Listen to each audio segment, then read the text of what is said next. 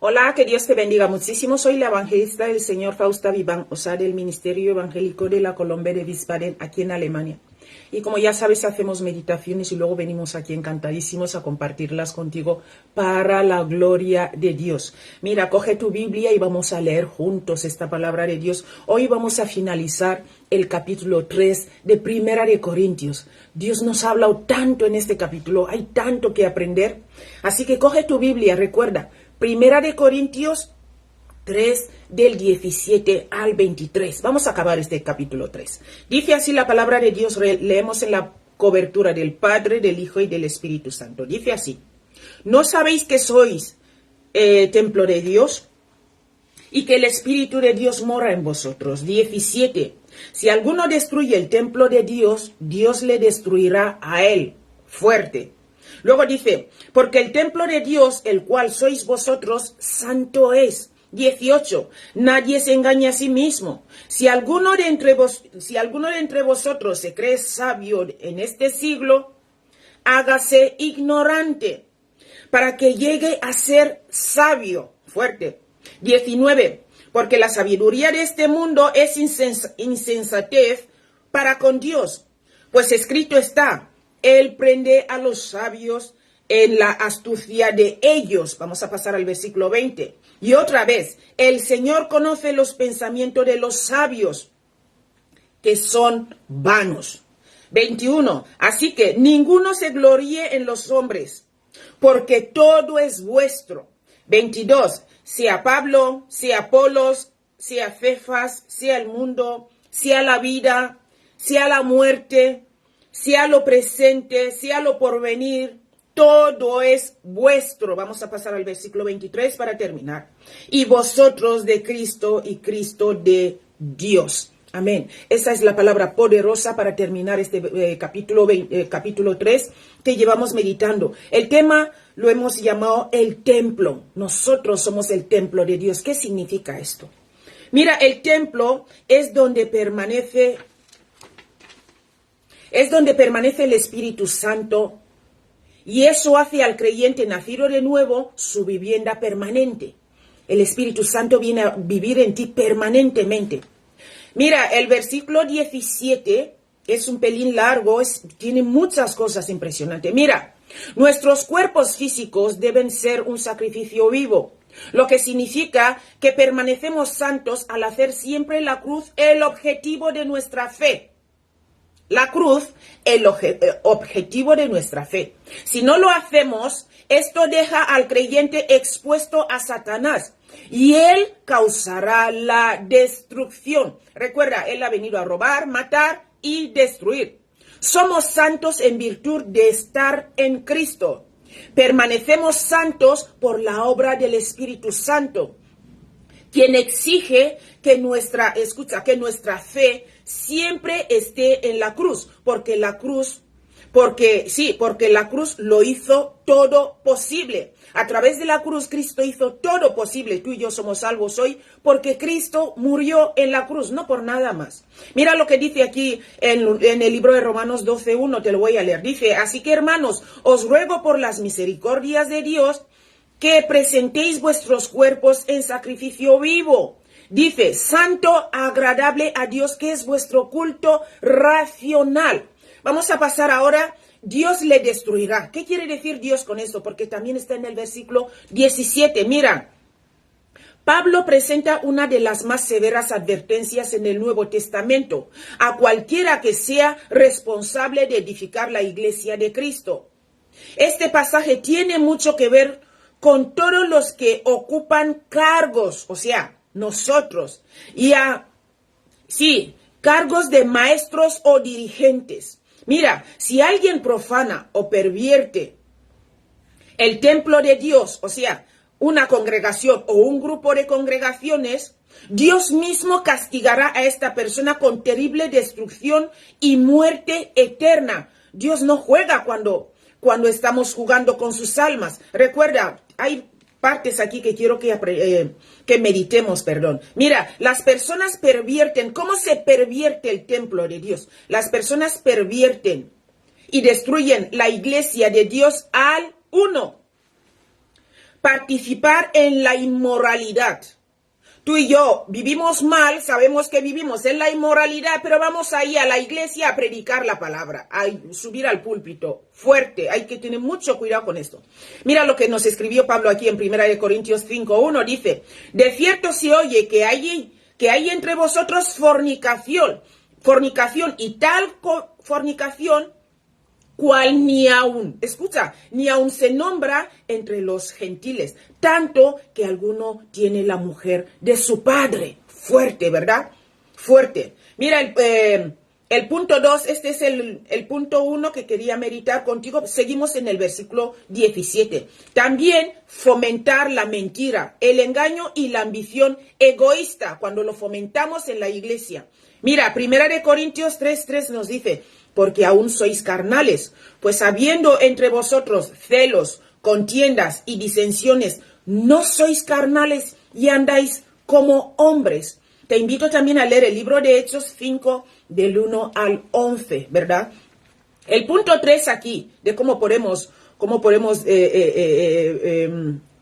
traer la destrucción a la iglesia, cómo una persona puede destruir la iglesia. El punto 3, promover doctrinas falsas, rechazar la revelación apostólica y tratando con indiferencia la verdad bíblica. Escucha, promover doctrinas falsas, rechazar la revelación apostólica y tratando con indiferencia la verdad bíblica. Mira, 1 Timoteo 4:1 dice, pero el Espíritu dice claramente que en los postreros tiempos algunos apostatarán de la fe, escuchando a espíritus engañadores y a doctrinas de demonios. Vamos a pasar ahora, Judas también nos escribió en su capítulo 1, versículo 4, dice, porque algunos han entrado, han entrado encubiertamente los que desde antes habían sido destinados para esta condenación. Hombres impíos, pueden ser también mujeres, pero aquí hombres se refieren al hombre y la mujer, los dos juntos. Hombres impíos que pervierten, que convierten en libertinaje la gracia de nuestro Dios y niegan a Dios el único soberano y a nuestro Señor Jesucristo. La cuarta parte que puede también perjudicar la iglesia es aceptar el pecado y la mundanalidad dentro de la congregación. Aceptar el pecado, bueno, que no pasa nada, que Dios ya sabe todo. Y le mandamos ahí al púlpito a predicar, le mandamos ahí a cantar, le mandamos ahí a hacer... Se puede profanar la iglesia de muchas formas. Mira, 1 Corintios 5:1, como te he leído antes. Mira lo que pasó aquí. De cierto, se oye que hay entre vosotros fornicación, y tal fornicación cual ni aún se nombra entre los gentiles, tanto que alguno tiene la mujer de su padre. Voy a leerte el 2. Dice, y vosotros estáis envanecidos, dice el apóstol Pablo aquí a esta gente. Dice, vosotros estáis envanecidos. No deberíais más bien lamentar, no debierais más bien lamentado, para que fuese quitado de medio de vosotros el que cometió tal acción. 5. El tal sea entregado a Satanás para destrucción de la carne, a fin de que el espíritu sea salvo en el día del Señor Jesús. 6. No es buena vuestra jactancia. ¿No sabéis que un poco de levadura leuda toda la masa? 7. Limpiaos pues de la vieja levadura para que seáis nueva masa. Sin levadura, nueva masa sin levadura como sois, porque vuestra Pascua, que es Cristo, ya fue sacrificado por vosotros. Mira lo que escribí aquí en el libro de Apocalipsis. Seguimos en el versículo 17. Te voy a leer Apocalipsis 3:17. Dice, porque tú dices, yo soy rico, ¿verdad? Se le subió a la cabeza. Yo soy rico y me he enriquecido y de ninguna cosa tengo necesidad. Escucha lo que le dice Dios. Y no sabes que eres desventurado, miserable, pobre, ciego y desnudo. Fuerte. Vamos a pasar al punto 5. cómo también se puede destruir la iglesia.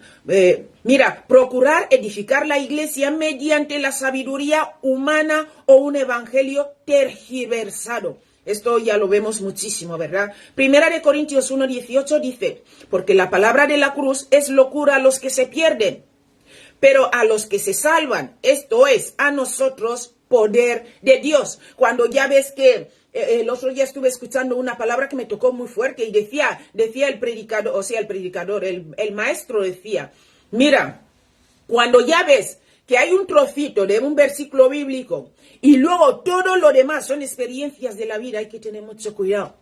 ¿Por qué? Porque la palabra acompaña el mensaje, no el mensaje acompaña la palabra. O sea, doy un versículo bíblico, no sé si lo he dicho bien, doy un versículo bíblico, pero todo lo demás ya no tiene nada que ver con la Biblia. Esta forma de predicar no es muy buena. ¿Por qué? Porque la palabra... Primero la palabra y la palabra tiene que estar dentro. O sea, el mensaje, lo que voy a transmitir a la gente, tiene que estar dentro de la Biblia. Si no es bíblico, mejor no compartirlo. Bien, este era el versículo 17, lo que te he compartido ahora. Vamos a pasar ahora a meditar el versículo 18 de este libro que estamos meditando. Mira, aquí ellos se engañaron, ¿verdad? En el versículo 18 ellos ya se lo creyeron todo, se estaban engañando a sí mismos. También nos quiere decir que aquí no tiene la intención de denigrar la educación. O sea, no quieren decir aquí que no estudies, ¿vale? No quieren, la intención de este versículo no es denigrar la educación, sino más bien para describir la verdad, escucha, de que no se puede tener un encuentro con Dios y seguir con sus caminos por medio de la sabiduría de este mundo. No se puede. Al aceptar al Señor Jesús como Señor y Salvador, al aceptar al Señor Jesús como Señor y Salvador, debe ir a la palabra para instruirse en el Señor. Lo que el mundo toma como una tontería, ¿verdad? Si yo ya sé. Hay muchos que dicen, mi pastor no tiene por qué enseñarme nada porque es un analfabeto. Pues ten cuidado. ¿Por qué? Porque la sabiduría de este mundo, pues no, es insensatez para Dios. Tenemos que ir a la verdadera sabiduría, que es la de Dios. La verdadera sabiduría es la de Dios. Es lo que nos quiere decir el versículo 18. Vamos a pasar al 19. Mira, la sabiduría de este mundo, lo que nos quiere decir el versículo 19 es que la sabiduría de este mundo está toda equivocada. Y Dios permitirá que estas personas caigan en la trampa que aquellos prepararon para otras personas. Job 5:13 dice que prende a los sabios en la astucia de ellos, ¿verdad? Y frustra los designios de sus los designios de los perversos. Te lo vuelvo a leer. Que prende a los sabios en la astucia de ellos y frustra los designios de los perversos. Dios no va a permitir que pase nada, ¿verdad? El versículo 20. Aquí nos habla de los sabios mundanos, ¿verdad? Que todo eso es vano. El versículo 21 nos quiere decir que nos gloriemos más bien en el Señor. Todo lo que Dios da está disponible a cada uno de los creyentes, siempre que vivamos tú y yo en la voluntad de Dios, porque Dios no hace acepción de personas. Dios no hace acepción de personas. No hace acepción de personas. Versículo 22. El Señor, lo que nos quiere decir aquí el versículo 22 es que el Señor es el que gobierna todo. Nada nos puede acontecer si el Señor no lo permite. Si el Señor no permite la acción, nada nos puede acontecer. Vamos a pasar al versículo 23 para terminar ya. Mira, el versículo 23 nos quiere decir que somos comprados por un precio, ¿verdad? Este precio es la cruz. Cristo dio su vida por nosotros. Mira, y cuando dice, perdón, se nos fue la luz. Y cuando dice, y Cristo de Dios, esto se refiere a lo que Cristo ha hecho para redimir a la humanidad. ¿Por qué medio lo hizo? Por medio de la cruz. Jesús nos redimió por medio de la cruz. Lo que era ya el plan de Dios, es el plan que Dios tenía para redimir a la humanidad. Primera de Pedro 1, te voy a leer del 18 a 20, dice: sabiendo que fuisteis rescatados de vuestra vana manera de vivir, la cual recibisteis de vuestros padres, no con cosa corruptible, ¿verdad? Como oro, plata, 19, sino con la sangre preciosa de Cristo, como de un cordero sin mancha y sin contaminación. El Señor ya nos redimió. Vamos a luchar para vivir la santidad, ¿verdad? Vamos a pasar al versículo 20. Ya destinados desde antes de la fundación del mundo, pero manifestado en los postreros tiempos por amor de vosotros. Mi querido amigo, tú y yo somos el templo del Espíritu Santo. No podemos practicar el pecado, ir a la iglesia, predicar la palabra y hacer las cosas de Dios como que nada está pasando. Es grave nuestra condición si tú y yo practicamos el pecado, vivimos en pecado y luego podemos destruir la vida de otros.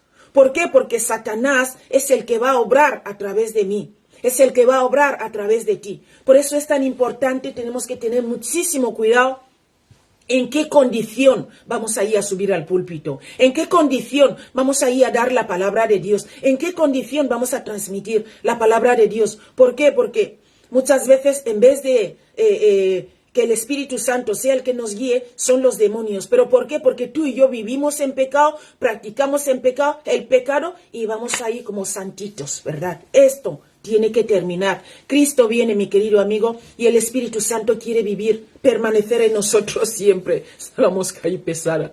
Que Dios os bendiga muchísimo, mi querido amigo, y nos vemos mañana si Dios quiere, ¿vale? Un abrazo grande. Hasta luego.